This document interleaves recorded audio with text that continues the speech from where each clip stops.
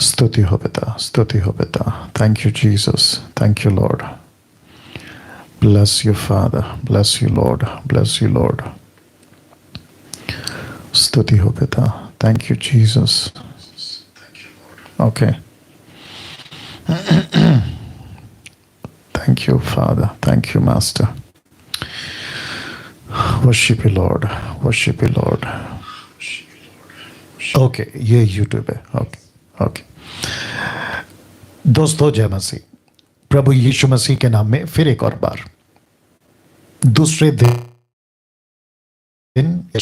आज इस प्रोग्राम को स्टार्ट किए 2 दिन हो गए या 2 एपिसोड हो गए. यीशु के नाम में आप सभी का बहुत बहुत स्वागत करता हूं. आप प्रोग्राम देख सकते हैं स्क्रीन के ऊपर. इस प्रोग्राम का नाम है पूछो जो भी पूछना है बाइबल में से. सवाल होगा आपका, जवाब होगा डैनियल राज का. इस प्रोग्राम में सैटरडे बहुत बहुत अच्छा रिस्पांस. मैं समझता हूं कि कम से कम वेटिंग कॉल लिस्ट में 100 से भी ज़्यादा लोग वेटिंग लिस्ट में चले गए या मिस कॉल में चले गए. और जितने हम अटेंड कर सके, कुछ 12 से 15 या 14 सवाल का जवाब हम दे पाए. और आज सेकेंड एपिसोड मंडे है और ये लगातार सैटरडे तक चलता रहेगा, क्योंकि आप सभी जानते हैं कि संडे को ऑनलाइन चर्च चलता है. तो जितने अभी जुड़ रहे हैं, जुड़ते चले जाएं. विशेष करके जो फेसबुक पे हैं, आप सभी से कहना चाहता हूं कि शेयर करना, वॉच पार्टी करना शुरू कर दीजिए.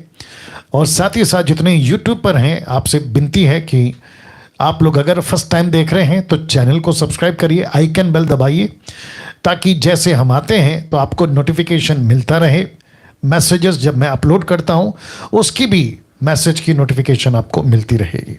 काफ़ी लोग पूछते हैं कि पास्टर डैनियल, आपको हम लाइव सुनना चाहते हैं या देखना चाहते हैं, कैसे करें? 2 रास्ते हैं या 2 प्लेटफॉर्म से मैं आता हूं. एक है फेसबुक, फेसबुक को लाइक करिए. दूसरा है यूट्यूब, यूट्यूब को चैनल को सब्सक्राइब करिए, डैनियल राज चैनल को सब्सक्राइब करिए. That's it.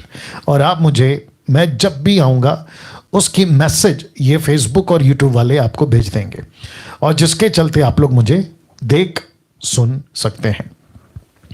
जिस प्रोग्राम को मैंने रखा है पूछो जो भी पूछना है बाइबल में से. सवाल होगा आपका, जवाब होगा डैनियल राज का. जिस नंबर पे आपको फ़ोन करना है ये वो नंबर है. या सवाल पूछने के लिए इन नंबरों पर, या माफ़ करें, इन नंबर पर फ़ोन करिए. आप नंबर देख सकते हैं 9982335577. जो लोग हिंदी जानते हैं आपके लिए भी आप देख सकते हैं. अगर आप हिंदी में सुनना चाहते हैं 9982335777. कुछ प्रश्न, कॉल आ रहा है तो वेटिंग पर रखिए, मैं ले लेता हूँ. कुछ प्रश्न मेरी तरफ से, जैसे कि आप पूछ सकते हैं ट्रिनिटी, जिसको त्रिएक परमेश्वर कहते हैं, उद्धार, सैल्वेशन, बपतिस्मा, होली स्पिरिट, गिफ्ट्स यानी कि पवित्र आत्मा के दान, वरदान, पाप, सिन, इसको लेकर आप सवाल पूछ सकते हैं. क्या पाप क्षमा हो जाते हैं? क्या पाप क्षमा होने के बाद पाप कर सकते हैं? पाप करते हैं तो क्या होता है? कौन सा वो पाप है जिसकी माफ़ी है, कौन सा वो पाप है जिसकी माफ़ी नहीं है? इन बातों को लेकर आप प्रश्न कर सकते हैं. शैतान, शैतान कौन है? शैतान अकेला है या उसकी पूरी आर्मी है? इसके ऊपर सवाल कर सकते हैं. Anti Christ, rapture and second coming of Jesus Christ. उसके अलावा टंग्स यानी अन्य भाषा, जो बाइबल में है वो है ग्लोसा. जो बाइबल के बाहर जो चलता है जिब्रिश, इसको लेके आप सवाल कर सकते हैं. False preachers, how to control sinful thoughts, इसके ऊपर जो पाप के विचार आते हैं उस पर काबू कैसे करें. How to remember the scriptures, वचन को कैसे याद करें, उसकी टेक्निक या उसका तरीका क्या है. How can I know I have saved, मैं कैसे, मेरा उद्धार हो गया, मैं कैसे जानूं. इसको लेकर अगर आपका सवाल है पूछ सकते हैं. How can I know I have a Holi spirit, मुझे पवित्र आत्मा मिला, इसको लेकर मैं कैसे जानूं. ठीक है ना. तो इन सभी बातों को लेकर आप लोग सवाल कर सकते हैं. कॉल्स आने शुरू हो गए हैं, तो मैं समझता हूं कि ये स्लाइड के साथ मैं पहला फ़ोन लेना चाहूँगा. जी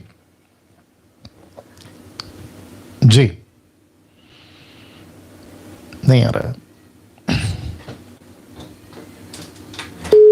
ओके, अभी पूछिए जी।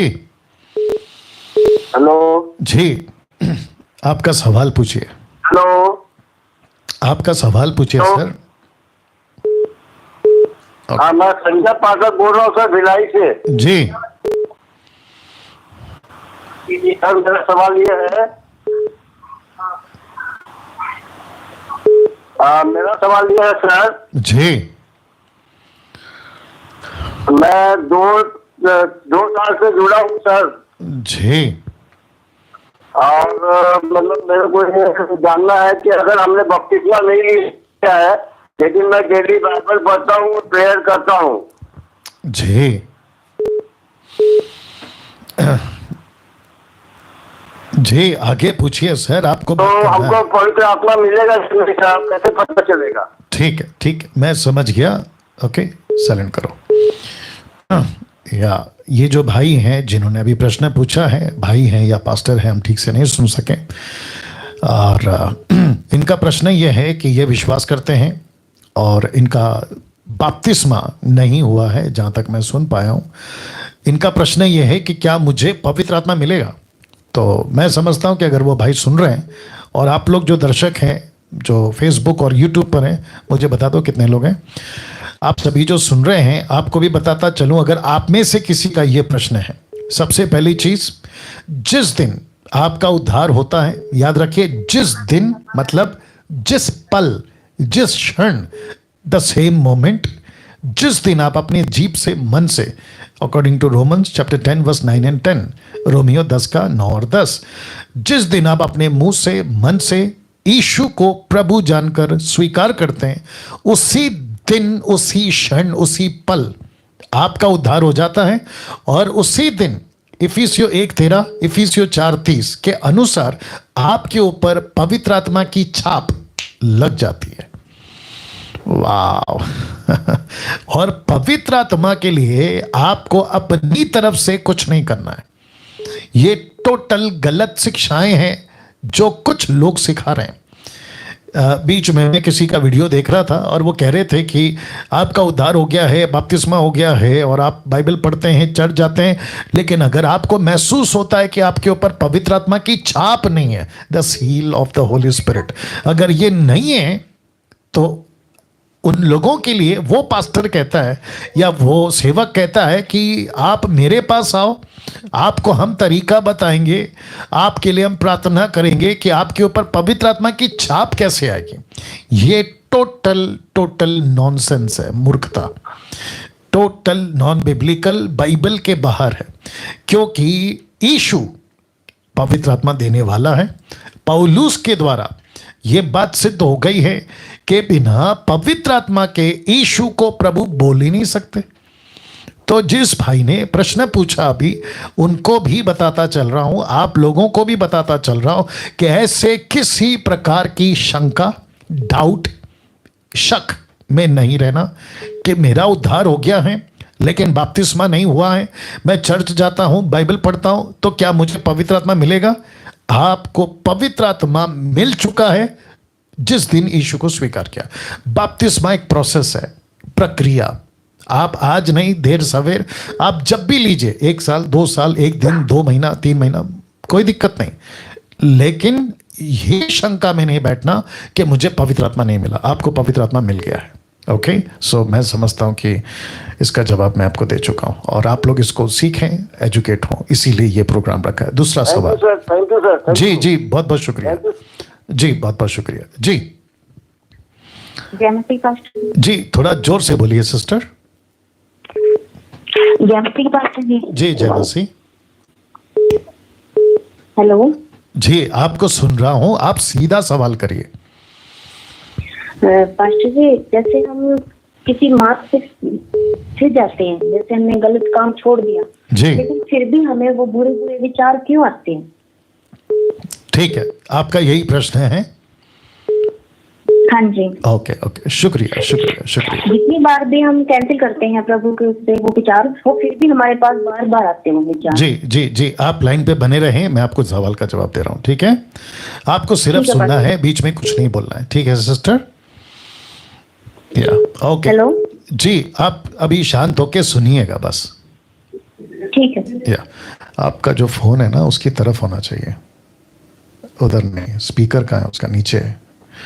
ओके, नाउ इस बहन ने, सिस्टर ने जो अभी प्रश्न पूछा कि हम मसीह तो बन गए हैं, हमारा उद्धार हो गया है, लेकिन बुरे विचार जाते क्यों नहीं? तो आपको बताता चलूं कि इसके ऊपर आपको प्रतिदिन, जिस दिन से आपका उद्धार होता है मरने तक, प्रतिदिन से मेरा मतलब है प्रति क्षण आपको मेहनत करते रहना है, आपको इसके ऊपर काम करते रहना है, आपको इसके ऊपर वर्कआउट करते रहना है, क्योंकि ऐसी कोई, क्या कहते हैं, चाबी या ऐसा कोई खुराक आपको दे दूं, खा लो पी लो और आपको बुरे विचार नहीं आएंगे, ये बिल्कुल नहीं होगा। अगर मेरी बहन आप सुन रही हैं तो आप ध्यान से सुने, और जो दर्शक 700 के ऊपर अभी लाइव हैं, आप लोग देख रहे हैं दोनों फेसबुक और यूट्यूब को मिलाकर, तो आप भी सुने, क्योंकि कई लोग मुझे भी कॉल करके या मैसेज करके पूछते हैं कि मसीह तो बन गए हैं लेकिन बुरे विचार क्यों आ रहे हैं। तो मैं वापस कहता हूं, इसके ऊपर ताउम्र समझते हैं जब तक आप जिंदा है, आपको मेहनत करते रहना है कि बुरे विचार ना आए ना। ध्यान से सुनिए, पौलुस 2 कुरिन्थियों 10वां अध्याय वचन 5, 2 Corinthians chapter 10 verse 5 में कहता है कि मैं विरोध में उठने वाले हर विचार या एक एक सोच जो मसीह के पहचान के विरोध में आती है, मैं उसको खंडन करता हूं। तो इसका मतलब क्या है? आप अगर सड़क पे चल रहे हो, बुरे विचार पक्के आएंगे। तो आपको एक अलग तरीके से समझा देता हूं। ऐसा सोचिए, आप सड़क पे चल रहे हैं या पेड़ के नीचे से चल रहे हैं या खुले मैदान में चल रहे हैं, ऊपर से पक्षी उड़ रही है और उसकी परछाई आपके सर के ऊपर आ रही है और जा रही है, क्योंकि वो उड़ रही है। उसको रोक सकते हैं? नहीं रोक सकते, सीधी बात। लेकिन अगर वही पक्षी आपके सर पे बैठकर घोंसला बनाए, अंडे दे, आप उसको रोक सकते हैं? जी हाँ, रोक सकते हैं। तो विचारों को नहीं रोक सकते, लेकिन विचारों को घर बनाने से रोक सकते हैं। आप लोग समझ गए होंगे। तो रिपीट करता हूं, विचारों को नहीं रोक सकते, लेकिन विचारों को घर बनाने से रोक सकते हैं। आप सोचते हैं लालच को लेकर, पाप को लेकर, व्यभिचार को लेकर, नशा को लेकर, कई चीजों को लेकर आपके दिमाग में आते हैं, क्योंकि आप अभी भी फ्लैश में, अभी भी हम शरीर में, जिसके चलते रोमी किताब उसका 8वां अध्याय वचन 5, 6, 7, 8 ऐसे आगे पढ़ोगे तो लिखा है कि जो शरीर के अनुसार जीवन बिताएगा वो शरीर के अनुसार मरेगा, लेकिन जो शरीर की क्रियाओं को मारेगा और आत्मा के अनुसार जिएगा तो वह आत्मा के अनुसार जीवित रहेगा। तो इसका मतलब है कि हम सभी को अपनी सोच पे काम करना है, अपने थॉट्स पे काम करना है, कैसे हम सोचते हैं। और दूसरी चीज मैं समझता हूं कि अगर हम प्रभु के काम में व्यस्त रहेंगे, हम बाइबल पढ़ रहे हैं, प्रार्थना में बैठे हैं, मसीह का काम कर रहे हैं, डिसाइपलिंग कर रहे हैं, चर्च प्लांटिंग कर रहे हैं, हम दूसरों को काउंसलिंग कर रहे हैं, हम परमेश्वर के राज्य की चिंता में बैठे हैं, तो बुरे विचार क्यों आएंगे? आप जिस मिशन में हैं, अगर आप उसमें जुड़े हो, आपका 24/7 उसी में, तो फिर आएंगे नहीं। अगर वो बहन अभी लाइव सुन रही है, ऑनलाइन में अभी भी है, तो मैं उनको कहना चाहूंगा कि अगर आप कोई सीरियल देखती हैं 24/7, आप पिक्चरें देखती हैं, आपका टाइम जो है वो, आपको नहीं कह रहा हूँ, जनरल बात कह रहा हूँ, बट आपको ध्यान में रख के कह रहा हूँ, तो फिर तो ज्यादा चांसेस है बुरे विचार आने के। तो कहते हैं ना कि जिस गांव को जाना नहीं उसका एड्रेस क्यों पूछना। हमको जिस शहर को नहीं जाना है, हम उसकी राह क्यों पकड़ें? तो हम प्रभु के काम करें, प्रभु के इसमें ध्यान लगाएं और संसार की बातों से जितना बचें। रोमियो 12:1 यही तो कहता है कि हम संसार के सदस्य नहीं बन सकते। Don't be a customer of the world. तो हम जब नए बन गए हैं तो बातें भी नहीं होनी चाहिए, और आपका स्वभाव, हम सबका स्वभाव मसीह के वचन के ढांचे में ढलते जाना चाहिए। उम्मीद करता हूं कि बहन को जवाब मिल गया। नेक्स्ट कॉल जी, अपना प्रश्न पूछिए। हाँ जी, जी आप बात करते जाइए और फोन नजदीक रख के बात करिए। जी यश, मेरा एक सवाल था यशायाह की पुस्तक से। जी जी, उसके 14-12वां अध्याय में लिखा है, हे भोर के चमकने वाले तारे, तू क्यों करके आकाश से गिर पड़ा? जी, तू जो जाति जाति को हरा देता था, अब तू कैसे कटा भूमि पर गिर गया है। जी पास्टर जी, और यहीं प्रकाशित वाक्य में 22:16 में लिखा है, मुझे यीशु ने अपने स्वर्गदूत को इसलिए भेजा कि तुम्हारे आगे कलीसियाओं के विषय में इन बातों की गवाही दे। मैं दाऊद का कुल वंश और भोर का चमकता तारा हूँ। पास्टर जी, मेरा सवाल है कि यीशु मसीह ने भोर का चमकता तारा शैतान को कहा गया है, फिर यहाँ पर यीशु मसीह ने खुद को भोर का चमकता तारा क्यों कहा? जी, तो आपका प्रश्न क्या है? हाँ जी, यही है मेरा प्रश्न। मैं वही पूछ रहा हूँ, इसमें से प्रश्न क्या है कि शैतान ने अपना नाम नहीं रखना चाहिए, यीशु ने रखना चाहिए, ये प्रश्न है, या दोनों ने अपना नाम ऐसा क्यों रखा, ये प्रश्न है। हाँ, दोनों सेम नाम क्यों है? शैतान को भी भोर का चमकता तारा कहते हैं और यहाँ यीशु ने भी कहा कि मैं भोर का चमकता तारा हूँ। ओके, ठीक है, अब आप शांत हो जाएं और मेरे सवालों, आपके जो सवाल हैं उसका जवाब सुन लीजिए।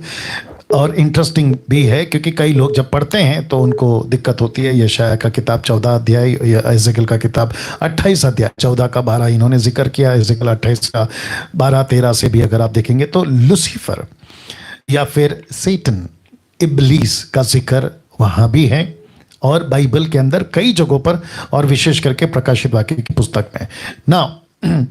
जैसे मैं हमेशा कहता हूं, भाई ने प्रश्न पूछा है इसलिए मेरी मजबूरी है, मैं बोल देता हूं कि जब आप वचन को पढ़ते हैं, कोई भी टेक्स्ट को पढ़ते हैं, तो सबसे पहले दिमाग में 2-3 प्रश्न रख लिया करो पढ़ते वक्त, सवाल करते वक्त, कि इसका लेखक कौन है, कौन से संदर्भ में बोला गया है, क्या दृश्य दिखा रहा है।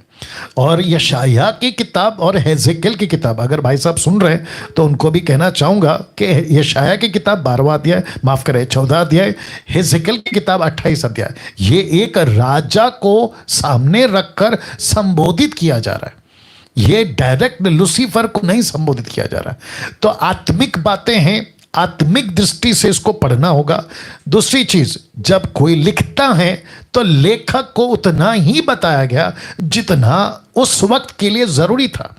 उसके बाद यीशु को भोर का चमकने वाला तारा, लूसीफर जिसका जिक्र अभी भाई ने किया, भोर का चमकने वाला तारा, तो हम सब जानते हैं कि किसी शब्द या टाइटल का नकल, डुप्लीकेट या फिर इमिटेट लूसीफर करता आ रहा है। लूसीफर भोर का चमकता तारा किसने बनाया, अगर बनाया भी है, देखिए एक एक शब्द के, अगर पास्टर शब्द है तो उसका रोल क्या है, अपोस्तल शब्द है तो उसका रोल क्या है, लूसीफर का नाम है तो उसका रोल क्या है, यीशु है तो उसका रोल क्या है, यीशु क्या देता है, भोर का चमकने वाला तारा अगर उसको कहा है तो उसका रोल क्या है, वो क्या देता है, रास्ता दिखाता है, रोशनी देता है, जीवन देता है, बातें करता है। लूसीफर ने क्या किया, संसार को मैं रास्ता दिखाऊंगा, मैं ज्योति हूं, मैं संसार में तुमको विजय दिलाऊंगा, नकल करता है। तो अगर उसको ऐसा कहा तो ये फिक्स नहीं है ना, ये पत्थर की लकीर नहीं है कि उसको नाम दे दिया तो अब वो भोर का चमकने वाला तारा है। जी नहीं, नाम को देखकर, काम को देखकर, टाइटल को देखकर वो पद का इस्तेमाल किया गया, लेकिन पूरी जिंदगी ये यही है, ये भोर का चमकने वाला तारा ही है। अब इसको यही नाम फिक्स किया गया है, ऐसा कुछ नहीं है। उम्मीद करता हूं कि भाई साहब को जवाब मिल गया होगा। जी जी, या नेक्स्ट कॉल। हेलो जी पास्टर जी, मेरा सवाल है यशायाह से। जी यशायाह अध्याय 1 का 18 वचन से यहोवा कहता है, हाओ हम आपस में वाद विवाद करें, ताकि तुम्हारे पाप चाहे लाल रंग के हो तो भी वे हिम के समान उजले हो जाएंगे, और चाहे अर्गवानी रंग के हो तो भी वे उनके समान श्वेत हो जाएंगे। जी। और पास्टर जी एक और प्रश्न है। एक सेकंड, आपने अभी जो बताया ना 1:18 में, उसमें प्रश्न क्या है आपका? आप तो सिर्फ वचन पढ़ दिए, प्रश्न क्या है आपका? हाँ सर, वही वो यानी वो अर्गवानी कलर लाल रंग का पाप ये है। मैं वही पूछ रहा हूँ, आपका प्रश्न क्या है? कलर ऐसा क्यों है, ये प्रश्न है आपका? हाँ सर। ये क्या लॉजिक है, मतलब यानी वो कौन से पाप है सर? देखिए जीसस क्राइस्ट, आप जब चोरी करते 1 रुपए की 100 रुपए की चोरी है ना, हाँ बस तो पाप है, चाहे छोटा हो या बड़ा हो।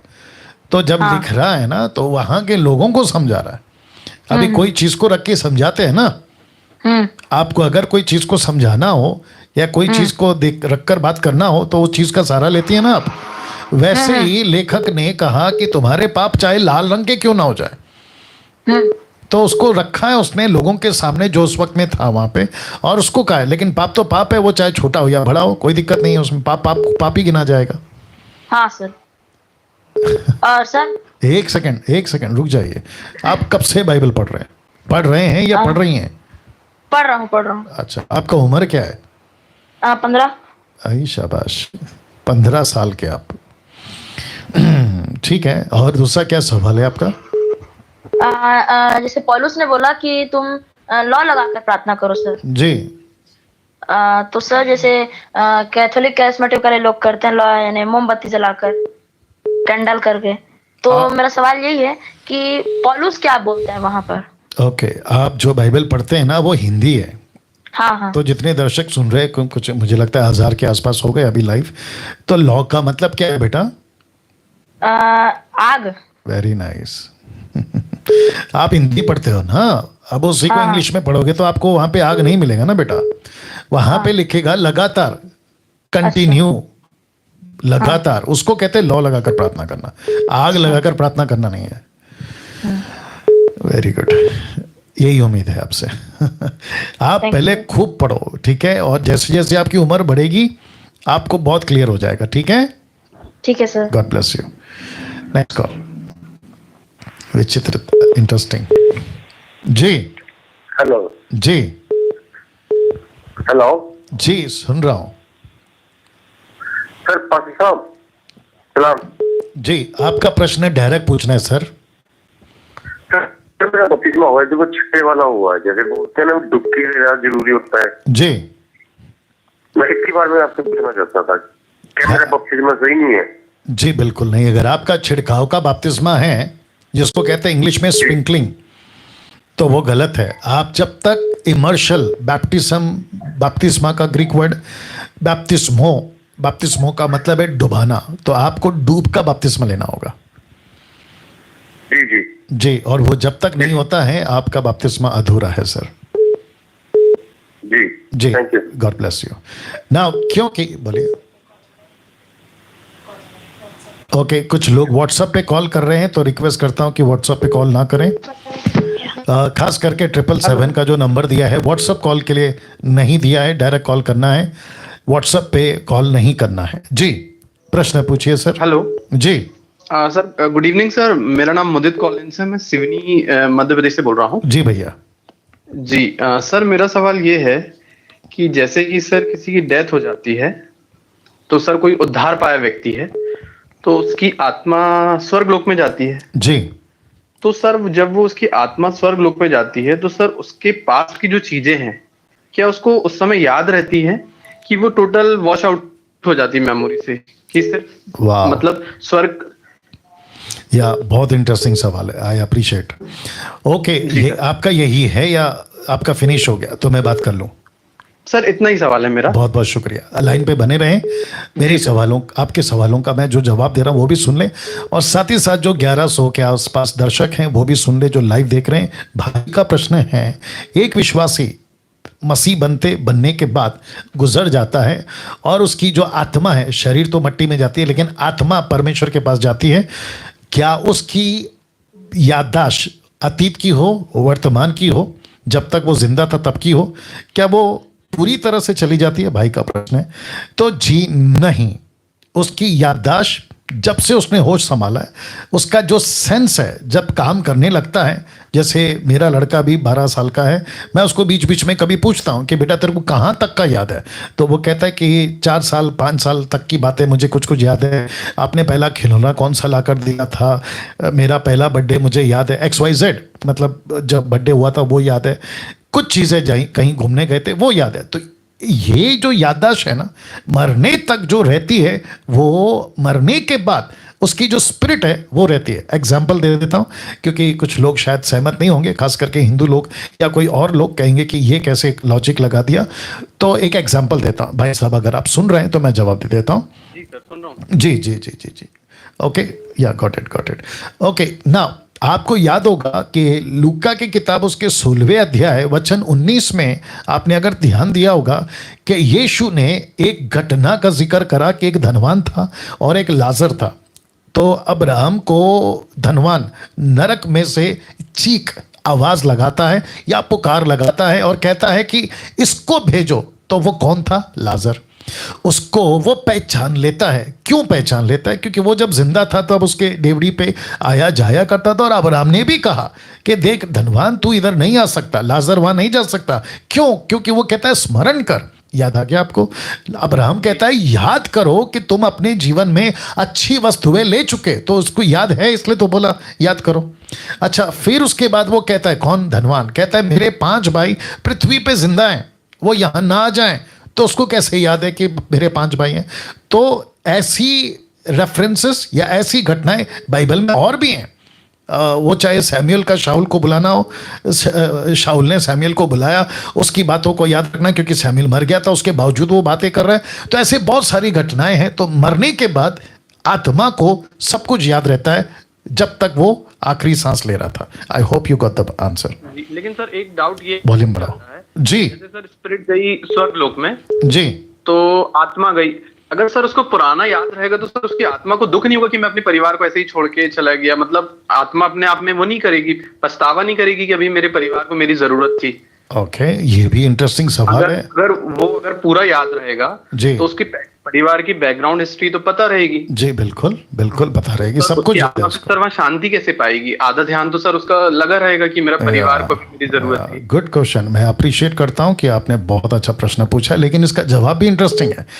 जी सर। जिस माइंड सेटअप को आप अभी लेकर बात कर रहे हो, जिस माइंड सेटअप को मैं लेकर बात कर रहा हूं, और जो अभी ये पृथ्वी की माइंड सेटअप है, मैं आपको बता दूं, आपको और हमको सबको बहुत बड़ा एक सरप्राइज या शॉकिंग बातें दिखेंगी, क्योंकि यहां की दुनिया की बातें टोटल डिफरेंट हो जाएंगी जैसे ही हम शरीर को छोड़कर जाते हैं।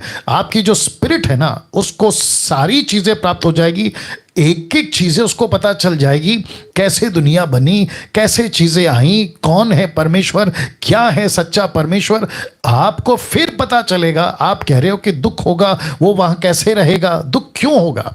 अगर उसको दुख भी होगा तो यीशु बैठा है, सिस्टम उसको पता चल जाएगा कि स्वर्ग में वही जा सकता है जिसने अपना जीवन स्वीकार किया है, वो वहां पर पहुंचा है। और देखो, लाजर ने, माफ करें, अब हमने क्या कहा? लाजर यहां सुकून से है। अगर आपने पढ़ा होगा, लाजर यहां सुकून से है, तो इसका मतलब क्या है? लाजर के लोग नहीं होंगे, उसकी याददाश्त नहीं होगी। तो वहां पहुंचने के बाद में ये जो माइंड सेटअप है ना, ये टोटल चेंज हो जाएगा। ये बात आपको समझनी होगी।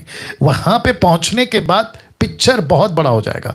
तो एक एग्जांपल दे देता हूं, 1 कुरिन्थियों 13 अध्याय वचन 10 के आगे। तो पौलुस कहता है कि यहां धुंधला दिखता है, लेकिन जब हम उसके सामने होंगे तो सब कुछ साफ हो जाएगा। याद आया आपको? तो कहता है यहां धुंधला है, वॉल्यूम बढ़ाओ, यहां धुंधला है, लेकिन जब हम स्वर्ग जाएंगे तो सब कुछ साफ हो जाएगा। तो भाई साहब, अप्रिशिएट करता हूं आपके सवाल का, बहुत इंटरेस्टिंग यूनिक प्रश्न पूछा आपने। बट मैं समझता हूं कि आपको जवाब भी मिल गया होगा कि यहां की माइंड सेटअप मरने के बाद के माइंड सेटअप में जमीन आसमान का फर्क है। जी जी सर, जी sir. God bless you brother. Okay sir, thank you. Next call. जी जी जी पास्टर साहब, जय मसीह की। जी जय मसीह। मेरा प्रश्न है सर, उत्पत्ति 3:1 और उत्पत्ति 3:14 अध्याय में पद में लिखा हुआ है जी, यहोवा परमेश्वर ने जितने बनेले पशु बनाए थे उन सब में सर्प धूर्त था। तो ये सर्प कौन सर्प है? मतलब वो सांप कौन सा है वो पूछ रहे हैं? जी जी नहीं, मतलब अभी जो बोलते हैं कि सर्प का पैर था और उसके बाद अभिशाप श्राप के कारण उनका पैर निकल गया, ऐसे ही बोलते हैं। ओके तो मैं समझता हूँ, या लाइन में बने रहें, कम कर लीजिए, लाइन में बने रहें। और अगर भाई सब सुन रहे हैं तो उनको भी बता दूं कि सैटरडे यानी कि शनिवार 2 दिन पहले यही प्रश्न किसी ने पूछा था, जहाँ तक मेरी याददाश्त है। तो मैंने उनको वही कहा था जो अभी आपको भी कह देता हूँ और आप लोगों को भी कह देता हूँ कि जब मूसा लिख रहा था, आदम के पाप के बाद, आदम और हवा के पाप के बाद श्राप दिया गया आदम को, पेनल्टी क्या कहते हैं, पनिशमेंट हवा को और सर्प को। तो सर्प नहीं देखना है, सांप नहीं देखना है, सरपेंट नहीं देखना है, उसको वैसा नहीं पढ़ना है। वो बात हो रही है शैतान की, वो बात हो रही है इब्लीस की, जिसका जिक्र मिलता है प्रकाशित वाक्य 12:9 में। तो लेखक यानी कि यूहन्ना कहता है ये वही पुराना सांप है। कौन सा पुराना सांप? ये वही पुराना सांप जो अदन के बगीचे की जिक्र कर रहा है। तो इसका मतलब है वो सांप कौन है? शैतान। शैतान को क्या बोल के इंडिकेट किया जा रहा है? सांप। तो ये वो है ना भैया। तो सांप लिटरली सांप नहीं देखना है, आप समझ गए होंगे शायद। तो उसको सांप मत पढ़िए, वॉल्यूम बढ़ाओ, सांप मत पढ़िए उसको, ठीक है जी? जी या thank you, God bless. Next call. जी हेलो जी हेलो। भाई साहब बोलिए। हाँ जी सर। आप जो पीछे वॉल्यूम रखे हैं उसको पहला बंद करिए। आपका जो पीछे चल रहा है ना उसको बंद करिए, नहीं तो फिर आपका हाँ जी फोन सर, पाड़ी करके जी। दूसरे को लेना होगा। जी बोलिए भैया। सर मैं पंजाब से बोल रहा हूँ, नंदवाल बोल रहा हूँ। जी मैं जानता हूँ, बोलिए। सर एक मेरा क्वेश्चन है, जी जैसे हम अभी विश्वासी हैं, जो अविश्वासी हैं उनकी तरफ से ये क्वेश्चन को ले लीजिए जी कि जिस तरह बाइबल में यीशु मसीह परमेश्वर है, वो अपनी अलग अलग परिस्थिति में प्रकट हुए हैं, जी और उसी तरह ही शैतान है जो वो भी अलग अलग परिस्थिति में प्रकट हुआ है। जी। जिस तरह के बाइबल में कुछ वचन बताया गया यीशु मसीह के पास भी शैतान आया, जी और पुराने नियम में भी वचनों से हमें मालूम हो जाता है कि शैतान आया। लेकिन पास्टर जी, मैं क्वेश्चन ये है कि अगर ये चीज है, जिस तरह परमेश्वर तो स्वर्ग के सिंहासन में बैठा है, जी। तो शैतान की विजिबिलिटी इस वक्त कहाँ पर है?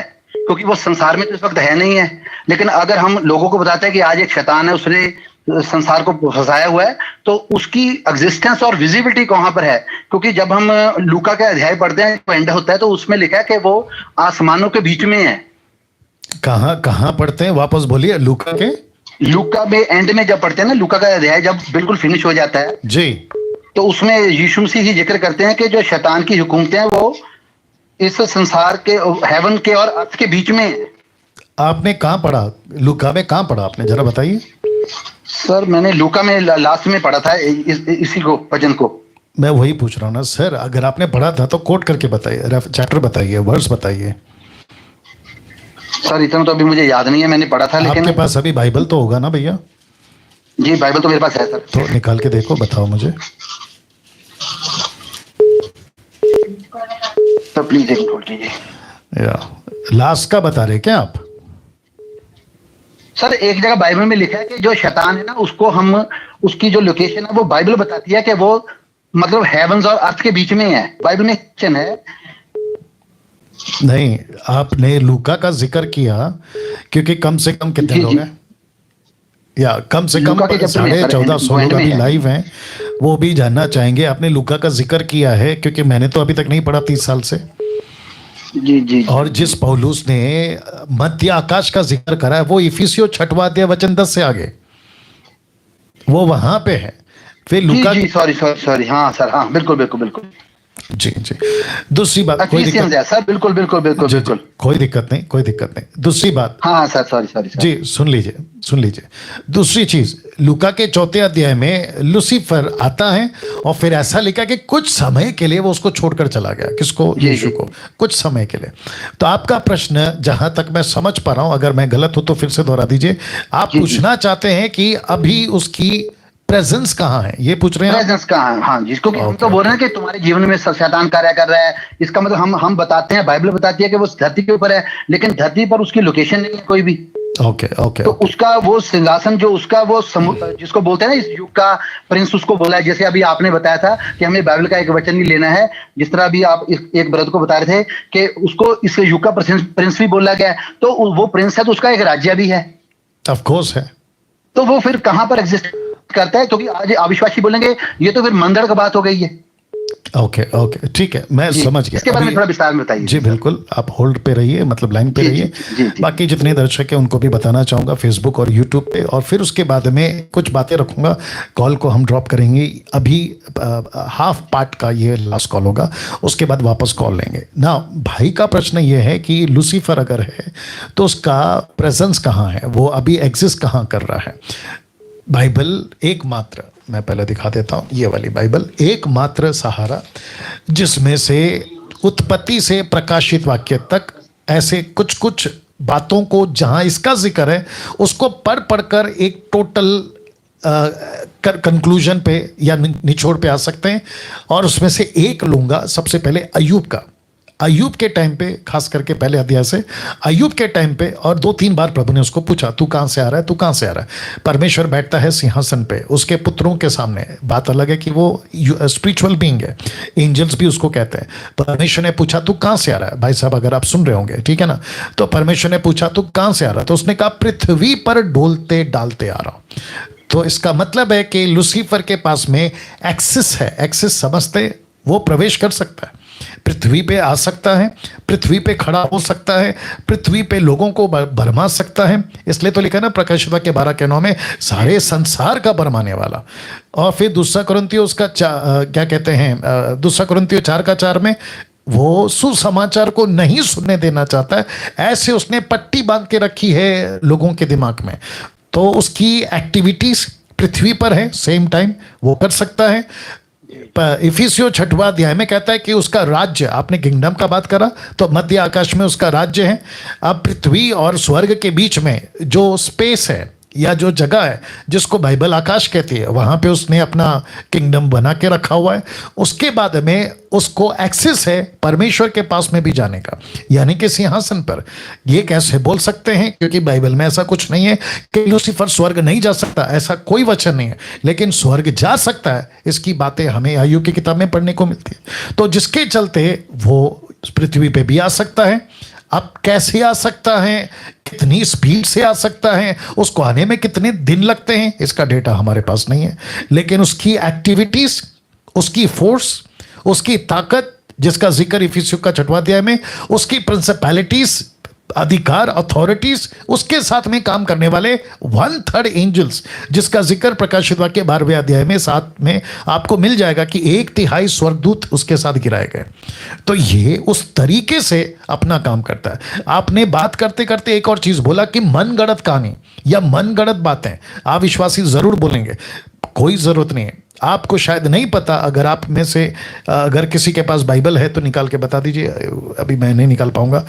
क्या कहते हैं, जी हाँ, याकूब की किताब उसका 2 अध्याय वचन 19, the book of James chapter 2 verse 19,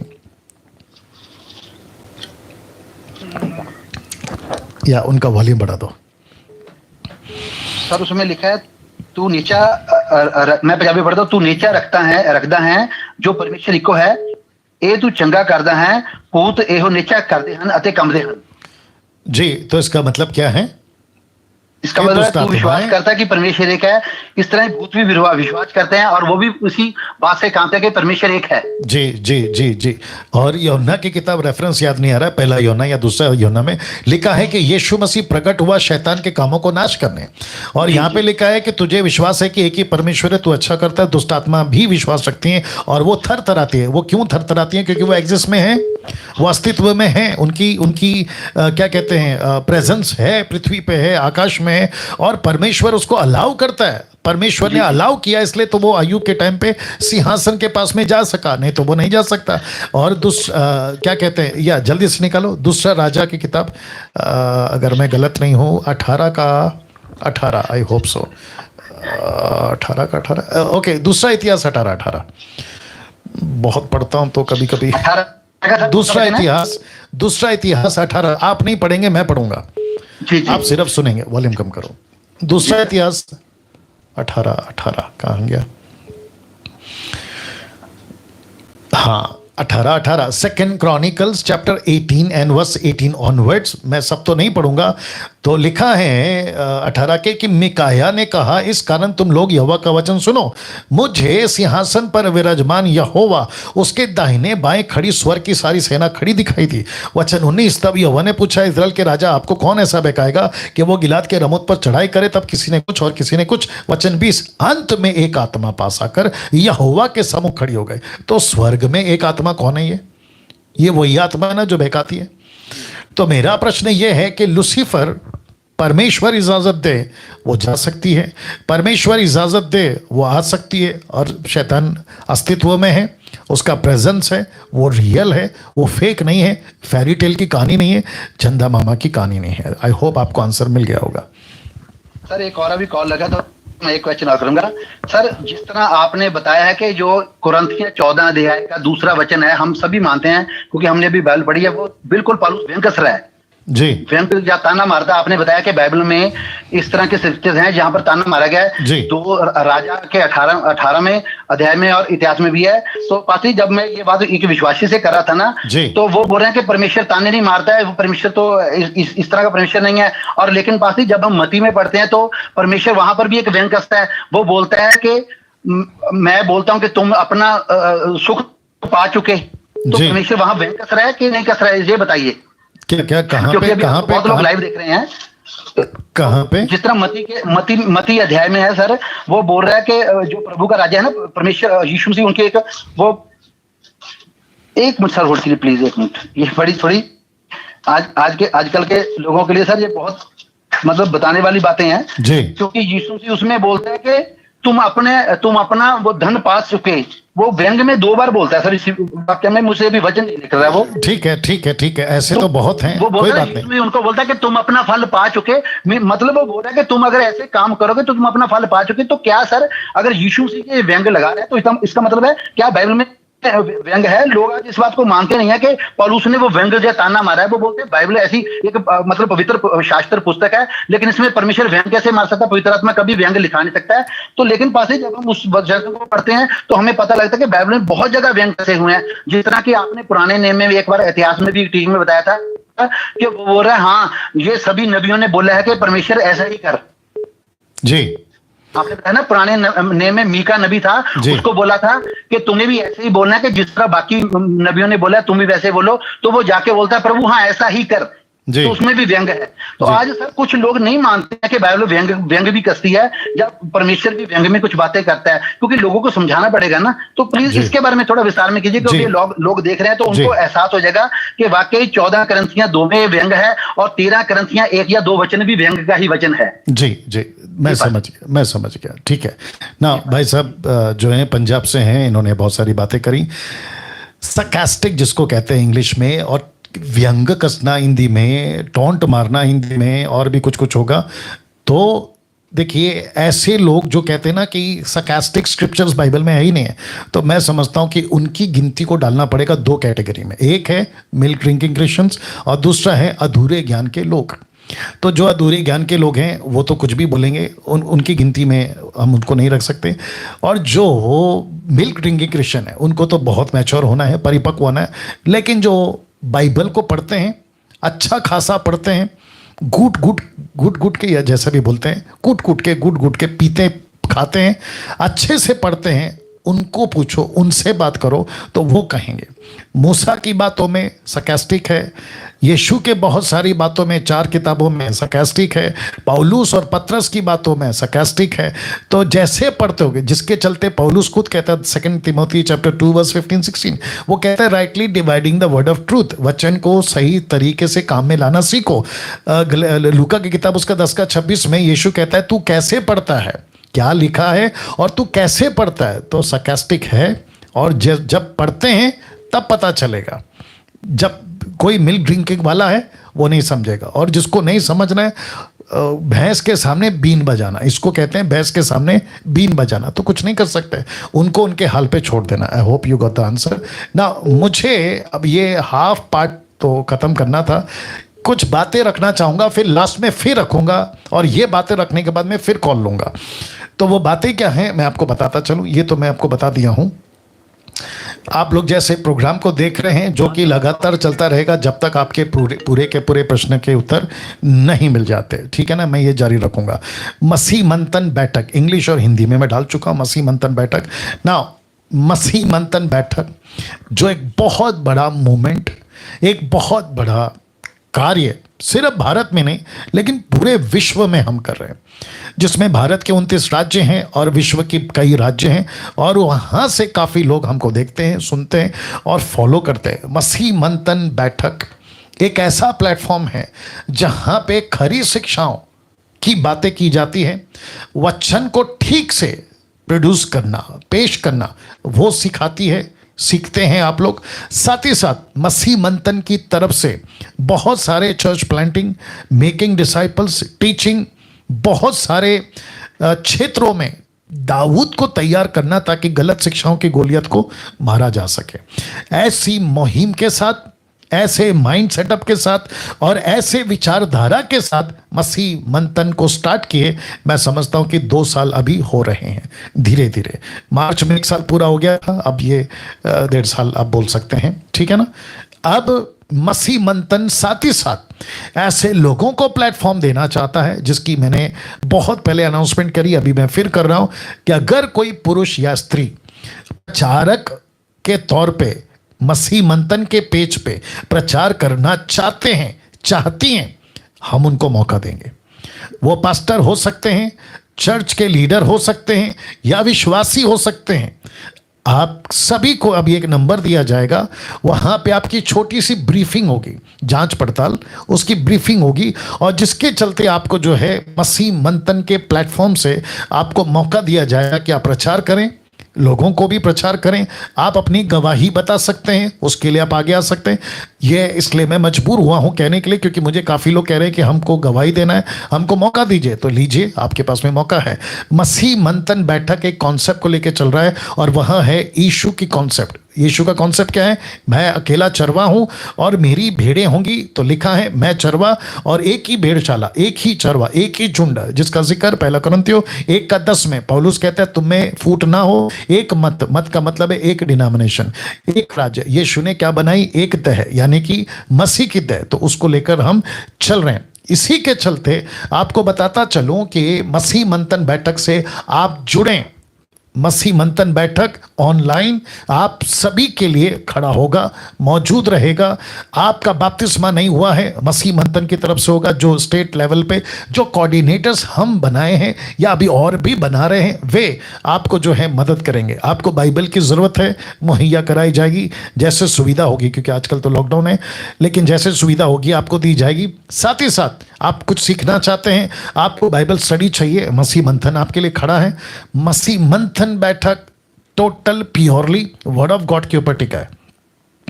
यहां पे ऐसा किसी प्रकार का कचरा या किसी प्रकार की बातें जो बाइबल में नहीं है हम नहीं सिखाते और ना ही एक्सेप्ट करते हैं, और जिसमें बहुत सारे पॉइंट्स है। अगर मैं अभी बोलूं तो काफ़ी टाइम चला जाएगा, लेकिन उसमें 2-3 ऐसे हैं, अन्य भाषा यानी कि जिब्रिश, फोर्सफुली पैसे लेना, जबरदस्ती पैसे लेना, दशमांश के नाम पे लूट मचाना, पवित्र आत्मा के नाम पे नीचे गिराना, जिसको कहते हैं laying hand, slaying in the spirit. ये सारी चीज़ें हम नहीं मानते, क्योंकि बाइबल इसकी इजाज़त हमें नहीं देती और बाइबल इसमें इसका जिक्र है ही नहीं है। तो ऐसी बहुत सारी चीज़ों की शिक्षाएं हम देते हैं। तो मसीह मंथन से जुड़ें, ये आपको मैं बता रहा हूं। जुड़ने के लिए आपको इन नंबरों पे फोन करें या फोन करना है, और वहां है सिस्टर नीता जी, उनका ये नंबर है, ब्रदर नरेंद्र, उनका ये नंबर है। तो इसकी स्क्रीनशॉट ले लीजिए। अगर आपको स्क्रीनशॉट नहीं लेना आता है तो ये वीडियो को जब आप लोग बाद में अपलोड हो जाएगा, पॉज करके आप लोग ले सकते हैं या दे सकते हैं, देख सकते हैं। सिस्टर समीक्षा, उनका ये नंबर है। ब्रदर शम्मी दिल्ली से ये नया नंबर जुड़ा है, ये उनका नंबर है। इसको भी आप लोग स्क्रीनशॉट ले लें या पॉज करके बाद में ले सकते हैं। सिस्टर सिमरनप्रीत, उनका ये नंबर है। सिमरप्रीत, माफ करें, सिस्टर सिमरप्रीत, ये उनका नंबर है। और लास्ट में ब्रदर जितेंद्र कुमार, ये उनका नंबर है, ठीक है ना। तो इसका भी स्क्रीनशॉट आप लोग ले सकते हैं। साथ ही साथ आपको बताता चलूं कि मसीह मंथन बैठक पेज, फेसबुक पेज, आप उसको लाइक करें, फॉलो करें, क्योंकि बहुत सारी बातें हम आप लोगों को इसमें सिखाते हैं। साथ ही साथ MMB ऐप, जैसा कि एंड्रॉयड ऐप है, ISO, राइट, iOS, माफ करें, एप्पल के लिए iOS, उसका भी ऐप है। तो दोनों ऐप ये चलता है। साथ ही साथ मसीह मंथन का वेबसाइट है www.masihmanthan.com, आप इस पे भी विजिट कर सकते हैं और बहुत सारी चीज़ें आप देख सकते हैं। और आखिरी में सब्सक्राइब माई चैनल, यानी कि डैनियल राज का चैनल को आप सब्सक्राइब करें। और मैं चाहता हूं कि आप लोग जो अभी लाइव हैं, जो भी 1200 के ऊपर यूट्यूब पे और टोटल है 1500 के ऊपर, आप लोग अभी जो है मेरे चैनल को सब्सक्राइब करें, क्योंकि आप जानते हैं मैं पैसे नहीं कमाता हूं, लेकिन आप लोगों की सुविधा के लिए ना।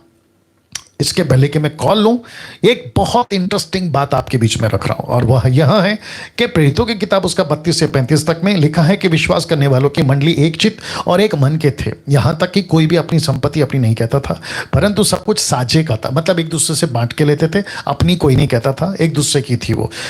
प्रेरित बड़ी सामर्थ से प्रभु यीशु की जीवने की गवाही और सब पर बड़ा अनुग्रह था, देते रहे और उन पर अनुग्रह था। आगे कहता है उनमें कोई भी दरिद्र न था, इंग्लिश वर्ड है पुअर, उनमें कोई गरीब नहीं था, दरिद्र ना था, क्योंकि जिनके पास भूमि या घर थे उनको क्या करते थे, बेच बेच कर बिकी हुई वस्तुओं का दाम यानी कि पैसा प्रेरितों के पांव पर रखते थे, और प्रेरित क्या करते थे, जैसे जिसकी आवश्यकता होती थी उसके अनुसार वो बांट दिया करते थे। अब आप सोच रहे होंगे कि पास्टर डैनियल आपने ये वचन 32 से 35 तक हमको क्यों पढ़वाया, एक्ट्स चैप्टर 4 वर्स 32 to 35। मैंने इसलिए पढ़वाया है क्योंकि अभी मसीह मंथन बहुत सारे मसीह परिवारों को 2000 का महीने का राशन का पैकेट उनके घरों तक पहुंचा रहा है। स्टेट कोऑर्डिनेटर के द्वारा या राज्य के कोऑर्डिनेटर के द्वारा। तो ऐसे हम पूरे भारत के लिए करना चाहते हैं। ठीक से सुनिए, वापस कह रहा हूं, इस वचन के मुताबिक ये बेड़ा या रिस्पॉन्सिबिलिटी मसीह मंथन लेता है। मैं मसीह मंथन का डायरेक्टर डैनियल राज लेता हूं कि बहुत सारे मसीह लोग जो भारत में हैं उनको हम 2000 का 1 महीने का राशन पैकेट उन तक पहुंचाना चाहते हैं, क्योंकि आप सभी जानते हैं कि बहुत सारे लोगों का नौकरी जा चुका है, उनके घर पे बच्चे हैं। बहुत सारे फोटो, कॉल्स, मैसेजेस रो रो कर मेरे पास आते हैं और कहते हैं कि मदद करिए, मदद करिए, मदद करिए। तो जो फर्स्ट सेंचुरी का पैटर्न था मैं वही फॉलो कर रहा हूं। फर्स्ट सेंचुरी की कलीसिया क्या करती थी? सुसमाचार, चेला बनाना, कलीसिया की स्थापना, सही शिक्षा, और साथ ही साथ लिखा है उनमें कोई गरीब नहीं था। वो सब बढ़ रहे थे, लिखा है ना, वो बढ़ रहे थे। देखिए उन पर बड़ा अनुग्रह था और वो यीशु मसीह की गवाही देते हुए फैल रहे थे। तो इसका मतलब है कैसे? तो एक होता है स्पिरिचुअल नीड, दूसरा होता है फिजिकल नीड। तो स्पिरिचुअल नीड भी मसीह मंथन दे रहा है और फिजिकल नीड मतलब जो शरीर को चाहिए खाना वो भी दे रहा है। अब प्रश्न उठता है कि पास्टर डैनियल ये कैसे होगा? ये ऐसे होगा कि आप में से बहुत सारे लोगों के पास में पैसा है, आप में से बहुत लोगों के पास पैसा है। दिक्कत की बात यह है कि आपको नहीं पता कि कहां देना है। मैं यहां पे 2 बात करूंगा। एक, या तो मुझे संपर्क करें, जो अभी मैं नंबर रखूंगा, कहां से करना है, कैसे करना है, आप गूगल पे भी कर सकते हैं, मैं रखूंगा अभी। एक, मुझे संपर्क करें, ये जो नंबर दिया उसके माध्यम से। दूसरा, आपको इनकरेज करता हूं कि आपके आसपास में अगर कोई ऐसा लोग है जो मसीह के लोग हैं, उनको तकलीफ है, राशन नहीं है, आप उनको दीजिए, डायरेक्ट उनको दीजिए, ताकि वे जो हैं अपना महीने का जो भी है वो अपना गुजारा कर सकें। लेकिन आप जानते हैं मैं क्या हूं, मेरे प्रचार क्या है। आप में से बहुत सारे लोग मुझे जानते हैं, मुझ पर विश्वास करते हैं। ये वो नंबर है, सुमन वैद्य, ये नंबर है। मैं कुछ सेकंड इसको रख रहा हूं। मैं चाहता हूं कि इस नंबर पे डायरेक्ट गूगल पे होता है, इस नंबर पे कॉल कर सकते हैं। ये हमारी मसीह मंथन की ट्रेजरर है, जिसको हिंदी में कहते हैं खजांची। आप इनको कॉल कर सकते हैं, इनसे बात कर सकते हैं, डायरेक्ट भेज सकते हैं, व्हाट्सअप कर सकते हैं, टेक्स्ट मैसेज कर सकते हैं कि पास्टर डैनियल ने जो अनाउंसमेंट किया है, मेरा 2000 रुपया या 1000 रुपया या 5000 रुपया या 10,000 रुपया या एक परिवार या 5 परिवार, किसी ने मुझे कहा कि हम 10 परिवार की मदद करेंगे, तो उन तक अभी करंट में अभी जो सिचुएशन जिसको स्टार्ट किया, मैं समझता हूँ 1 हफ्ता भी नहीं हो गया अगर मैं गलत नहीं हूँ, हम कम से कम 50 से भी ज़्यादा परिवार को राशन पैकेट पहुंचा चुके हैं, 50 फैमिलीज।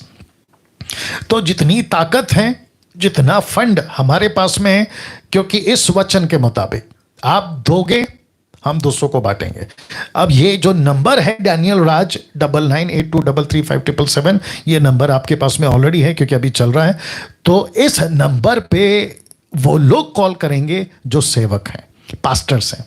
सिर्फ पास्टर्स मुझे इस नंबर पे कॉल कर सकते हैं, व्हाट्सएप कर सकते हैं, या व्हाट्सएप पे अपनी वॉइस क्लिप डाल सकते हैं, मैं आपको कॉल बैक करूंगा। याद रखिए, भारत के वो सभी सेवक जो किसी तकलीफ से गुजर रहे हैं, किसी परेशानी से गुजर रहे हैं, आपके पास में महीने का राशन नहीं है, तो मसीह मंथन बैठक आपको 1 महीने का जो लिमिट हमारी है 2000 रुपये की, आपकी मदद करेगा। तो पास्टर्स मुझे डायरेक्ट फ़ोन करें। अगर आप पास्टर नहीं हैं तो सुमन वैद्य को ऊपर वाला नंबर पे आप लोग कॉल करें। नाउ नेक्स्ट कॉल, क्योंकि समय भी ध्यान देना है।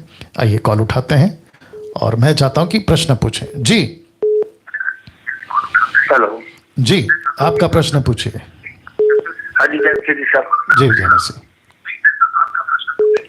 मेरा प्रश्न यह है कि अभी हमने प्रभु को पाने के लिए कौन सी प्रार्थना या कौन से वचन के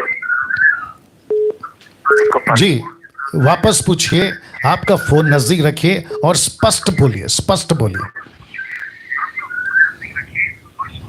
आपका पीछे का माइक, आपका जो चल रहा है ना, उसको पहले बंद कर दीजिए। को पाने के लिए हम कौन से वचन के ऊपर भरोसा करके उसको हर टाइम मंत्र करें जो कि उसको पाने के लिए। देखिए सर, मैं वापस कह रहा हूं कि जो पीछे चल रहा है ना, उसको पहले बंद करिए। आपका जो भी पीछे चल रहा है उसको बंद करिए और ठीक से पूछिए, क्योंकि कम से कम 1500 के ऊपर लोग आपको सुन रहे हैं।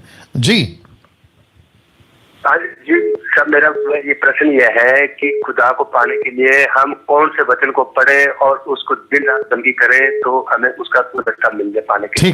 ठीक है, जहां तक मैं समझ पा रहा हूं मैं दोहरा देता हूं, आप जरा शांत हो जाएंगे। ठीक है, जितने दर्शक हैं, भाई का प्रश्न आपने भी सुना होगा, और मैं जहां तक समझ पा रहा हूं ये वो समझ पा रहा हूं कि परमेश्वर को पाने के लिए, या परमेश्वर को पाने के लिए कौन सा वचन पढ़े? तो परमेश्वर को पाने के लिए वचन नहीं पढ़ना है भैया। पहली बात, परमेश्वर को पाने के लिए आपको मुंह से अंगीकार करना है कि यीशु मेरा प्रभु है, आपको परमेश्वर मिल गया, नंबर 1। नंबर 2, जब आपको परमेश्वर मिल गया तो परमेश्वर की संगति में कैसे बढ़े, आपका यह प्रश्न होना चाहिए। तो परमेश्वर की संगति में बढ़ने के लिए नंबर 1 प्रार्थना में बैठिए, नंबर 2 बाइबल पढ़ सकते हैं तो बाइबल पढ़िए, और अगर तीसरा मैं ऐड करूं तो मुझ जैसे जो 10% खरा प्रचार करते हैं उनकी वीडियो देखिए। आप अगर मुझे देखते हैं तो मेरी वीडियो देखिए। परमेश्वर को पाने के लिए कोई वचन नहीं है। परमेश्वर को पाने के लिए आपको मुंह से अंगीकार करना है। अगर आप ये कहोगे कि मैं कुछ पढ़ लूंगा तो मुझे परमेश्वर मिल जाएगा, जी नहीं। क्योंकि इंदिरा गांधी जी जब जिंदा थी तो 13 बार बाइबल पढ़ी लेकिन कुछ नहीं हुआ। ऐसे कितने लोग हैं उन दिनों के ऋषि मुनि, गुरु, कई पढ़े लिखे विद्वान, ज्योतिष, लेकिन वो पढ़ते हैं। आज भी लोग पढ़ते हैं, कहते हैं हम तो पढ़ते हैं, क्योंकि होटलों में बाइबल रखा होता है, कॉन्वेंट स्कूल में बाइबल सिखाई जाती है, पढ़ते हैं। पढ़ने से क्या होता है? मुंह से अंगीकार करो, तब आपका उद्धार होगा और आपको परमेश्वर मिलेगा। आशा करता हूं आपको जवाब मिल गया। Next call. जी, प्रश्न पूछे जी। हाँ सर जी, प्रश्न बोल रहा हूँ सर। एक जगह पे ये लिखा हुआ है कि हम लोग मीट, मछली, गोश्त, रक्त वाली चीजें नहीं खा सकते हैं जी। तो क्या हम उसको खा सकते हैं? तो मछली, गोश्त, किसी भी चीज उसको हम खा सकते हैं?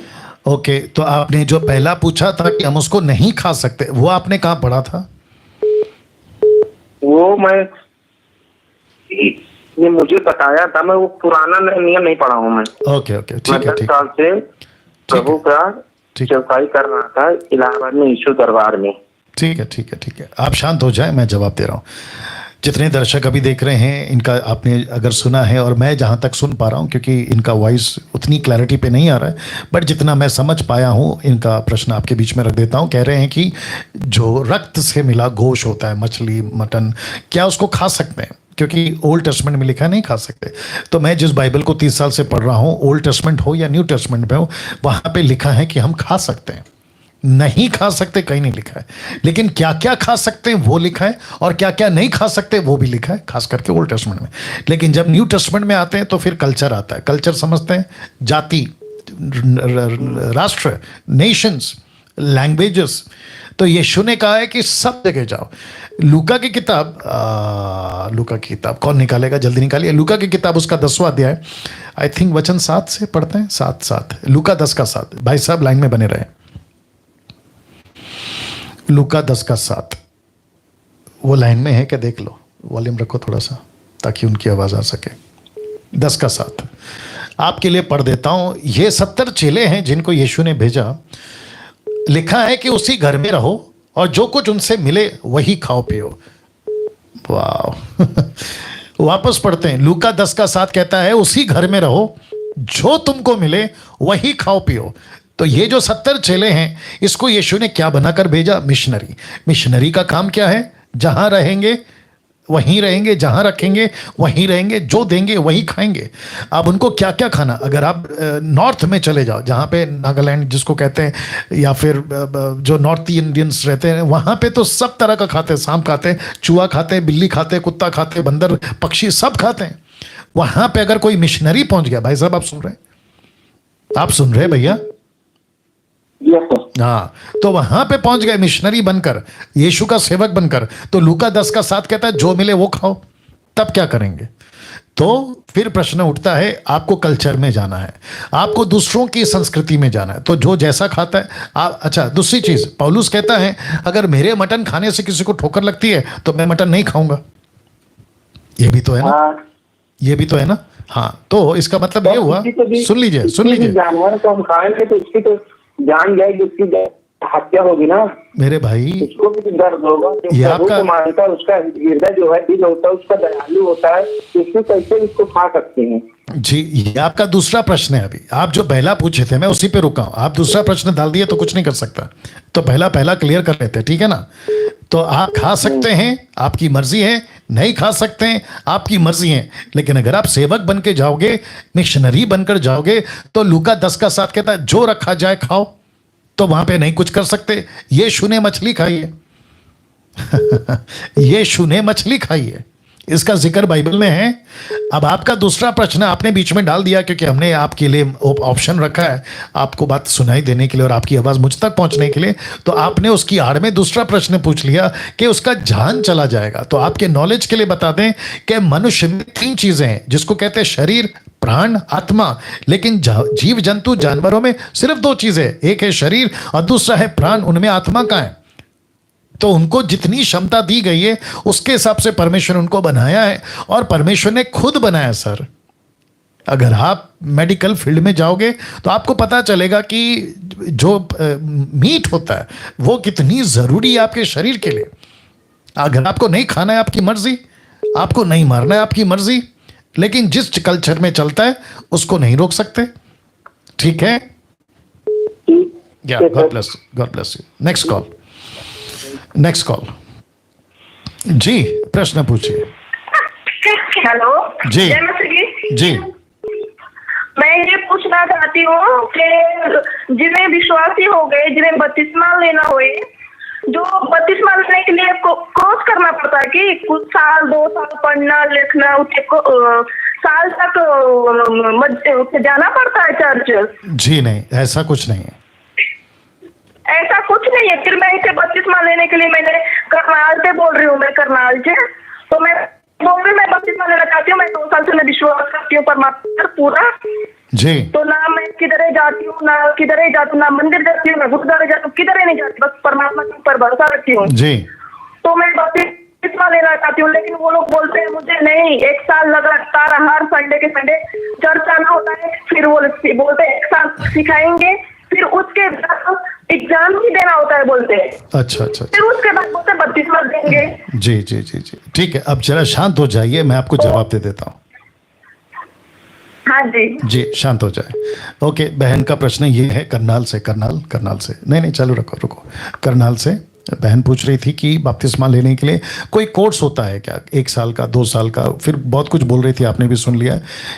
नंबर 1, ये चली गई पहली बात गलत जगह, ऐसा कुछ नहीं होता है, ये चली गई गलत जगह। दूसरी चीज, यीशु के वचन में जब भी पढ़ोगे, पतरस और पौलुस की मिनिस्ट्री में जब भी पढ़ोगे, अगर बहन आप सुन रही हैं तो आप भी सुनिएगा, उनका बपतिस्मा तुरंत होता था। जी, उनका बपतिस्मा तुरंत होता था। मैं जब पूछता हूं ना तो वॉल्यूम बढ़ा दिया करो, वेट मत किया करो जी। तो उनका बपतिस्मा तुरंत होता था। यीशु का बपतिस्मा, जिस दिन बाहर निकले बपतिस्मा, 3000 ने उद्धार पाया, तुरंत बपतिस्मा, खोजा, तुरंत बपतिस्मा, पौलुस फिलिप पतरस की मिनिस्ट्री में तुरंत बपतिस्मा। अब कुछ पास्टर्स या डिनोमिनेशंस जिनकी 90% गिनती रिलीजियस में होती है, तो उनका अपना सिस्टम होगा। 1 साल रुकाएंगे, 2 साल रुकाएंगे, आपको चेक करेंगे, ये उनकी मेथड या उनका तरीका है। लेकिन अगर राज्य की बात कर रहे हो, राज्य का प्रचार में वेटिंग नहीं है।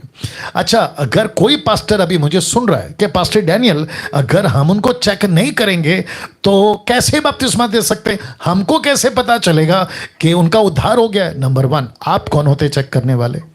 नंबर 2, क्या गारंटी है कि 1 साल के बाद सारी टीचिंग देकर वो बाद में अविश्वासी नहीं बनेगा, वो संसार में नहीं जाएगा? इसकी गारंटी है? कितनों को जानता हूं, आप लोग भी जानते हैं ना, 2 साल नहीं 5 साल के बाद में मसीह को छोड़कर बैठे, तो आपने क्या उनको गलत टीचिंग दे दी थी? जी नहीं। तो किसी को चेक करने का काम आपका मेरा नहीं है। और उद्धार के लिए बपतिस्मा नहीं दिया जाता है, उद्धार को पुख्ता कंफर्म प्रोक्लेम करने के लिए समाज को कि मैं अभी से मसीह का हो गया हूं, उसको कहते हैं प्रोसेस बपतिस्मा का। मैं तो कहता हूं कि जिस दिन उद्धार पाया उसी दिन बपतिस्मा दे दो। आपकी अगर सुविधा नहीं है तो अगले हफ्ता दे दो, और सुविधा नहीं है तो 1 महीना। अगर आप ये कहते हो कि हम पहले चेक करेंगे, परखेंगे वो कैसी है, वो कैसा है, उसके बाद बपतिस्मा देंगे, तो प्रश्न उठता है कि आप कौन है उसको परखने वाले? जब ऊपर बैठा परमेश्वर नहीं परख रहा है, उसका उद्धार हो चुका है, और बाइबल तो कहती है कि जिस दिन उद्धार पाया उसी दिन बपतिस्मा दो, जिस दिन विश्वास किया उसी दिन बपतिस्मा दो। लूका 16 मरकुस 16 जो विश्वास करे बपतिस्मा ले। तो बपतिस्मा तुरंत है। मत्ती 28:18 सारा अधिकार मुझे दिया गया है। 19 कहता है जाओ चेला बनाओ बपतिस्मा दो।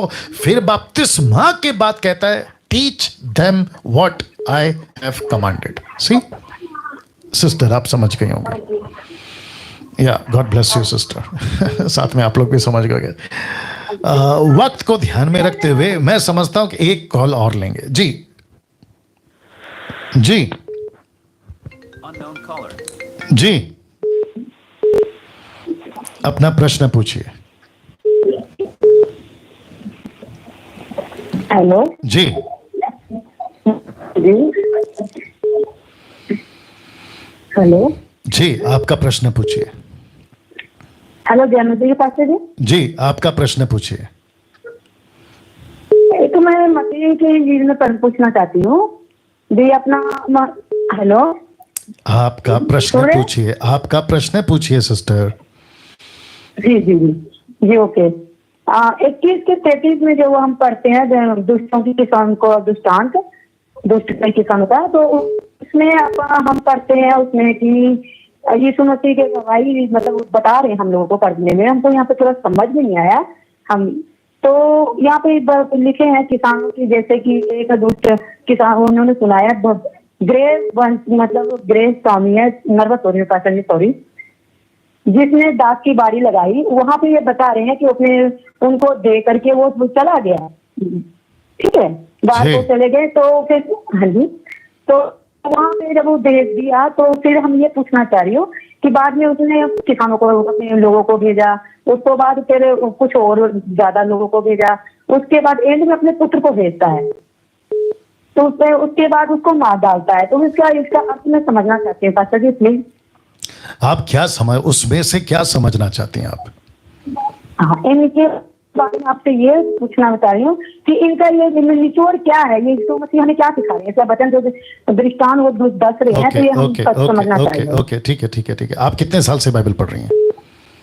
बाइबल पर मैं 12 साल से प्रभु यीशु मसीह में हूँ। 3 साल से मैं सेवा कर रही हूँ और इसके मैं पिछले साल 1 साल से मैं इसकी बाइबल को पूरी पढ़ रही हूँ और बहुत सी समझ में आ गई। बस इस बातों को नहीं समझ में आ रहा है। ओके मैं जितना पूछता हूँ उतना ही बोलना है।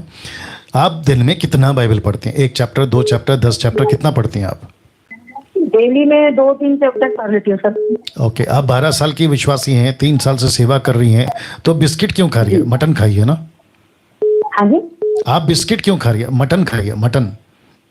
अच्छा, बिस्किट का मतलब आप समझ गई, मैंने सैटरडे को बोला था।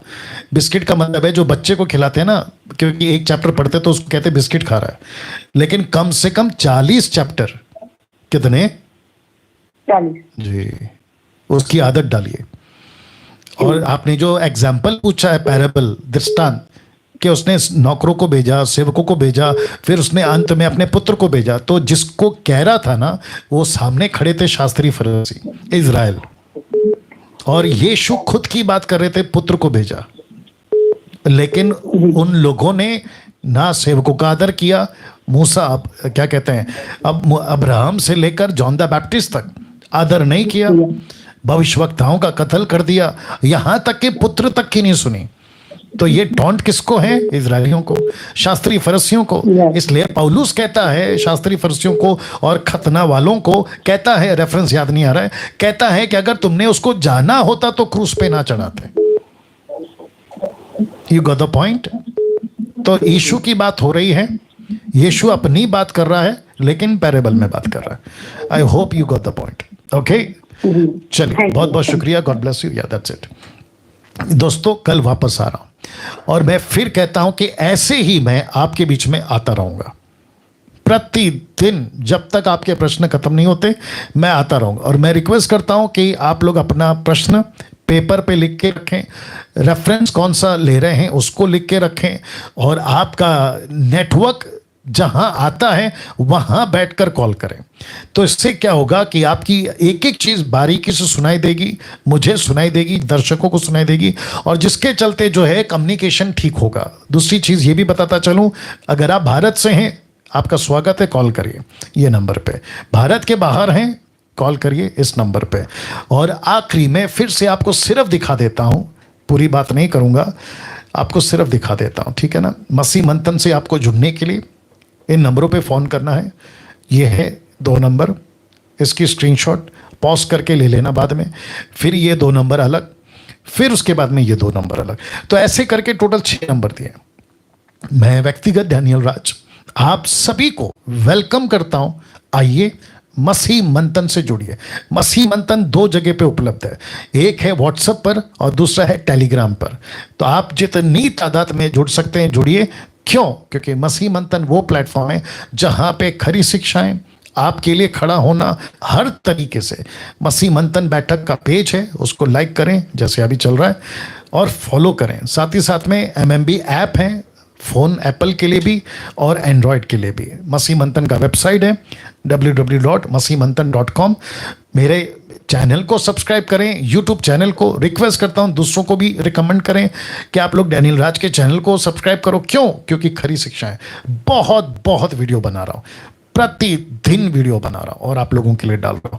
साथ ही साथ इस वचन के मुताबिक 32 से 35 तक में हम लोगों की मदद करना चाहते हैं, खास करके भारत में जितने लोग मसीह लोग राशन से तकलीफ में हैं, नौकरी नहीं है, बहुत सारी चीज़ें हैं, हम सब तो नहीं कर सकते, लेकिन आपको राशन का पैकेट 1 महीने का जो भी होता है वो आपको देना चाहेंगे। लेकिन अगर कोई पास्टर मुझसे मदद लेना चाहता है, क्योंकि आप सेवक हैं, गांव में कई क्षेत्रों में आप सेवा कर रहे हैं और आपको दिक्कत है पैसों का, राशन के लिए, आपका फैमिली चलाने के लिए, तो मुझे व्हाट्सअप करें, डायरेक्ट व्हाट्सअप करें, मैसेज डाल दें, मैं आपको कॉल बैक करूंगा। ओके, तो इस बात के साथ में मैं यहाँ पे समाप्त करता हूँ और कल ठीक 8 बजे फिर आपके बीच में हम जो है उपलब्ध होंगे। आपके सवालों को लेकर आप आइए और आपके सवालों का जवाब लेकर पवित्र आत्मा की मदद से आपके बीच में मैं आऊँगा। अपना ख्याल रखें, कल मुलाकात होगी। जय मसीह।